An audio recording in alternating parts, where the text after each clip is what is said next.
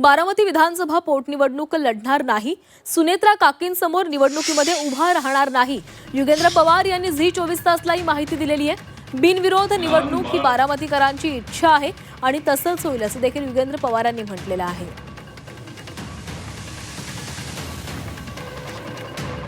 तर बारामती विधानसभा पोटनिवडणूक आपण लढवणार नाही, सुनेत्रा काकींसमोर निवडणुकीमध्ये उभं राहणार नाही असं युगेंद्र पवार यांनी स्पष्ट केलेलं आहे। झी 24 तासला त्यांनी या संदर्भातली माहिती दिली आहे। बिनविरोध निवडणूक व्हावी ही बारामतीकरांची इच्छा आहे, त्यामुळे आपण सुनेत्रा काकींसमोर ही निवडणूक लढवणार नाही असं स्पष्टीकरण युगेंद्र पवार यांच्याकडून देण्यात आलेलं आहे।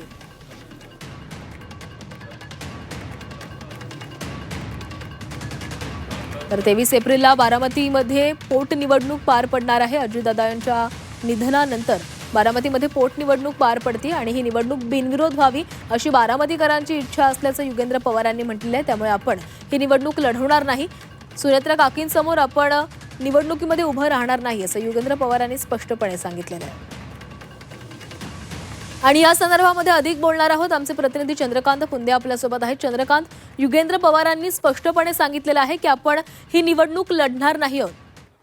होय, बरोबर। झी 24 तासला त्यांनी ही एक्सक्लुझिव्ह माहिती दिली की मी ही जरी अजितदादांच्या विरोधात 2024ला विधानसभा बारामतीत लढलो असलो तरी पण अजितदादाच्या अपघाती निधनानं बारामतीवर मोठं संकट कोसळलेलं आहे। अशा परिस्थितीत ही पोटनिवडणूक लागते, त्यामुळे आम्हा सर्वांना काकींच्या पाठीमागे म्हणजे सुनेत्रा पवार यांच्या पाठीमागे उभं राहायचंय आणि त्यासाठी आम्ही ही निवडणूक बिनविरोध कशी होईल यासाठी सर्व प्रयत्नशील आहोत। कुठलाही मोठा राजकीय पक्ष मवियाकडनं तर ऑब्व्हियसली पवार गटाकडे ही जागा आहे आणि भाजप महायुतीत आहे, त्यामुळे कुठलाही मोठा पक्ष इथं उमेदवार देणार नाही।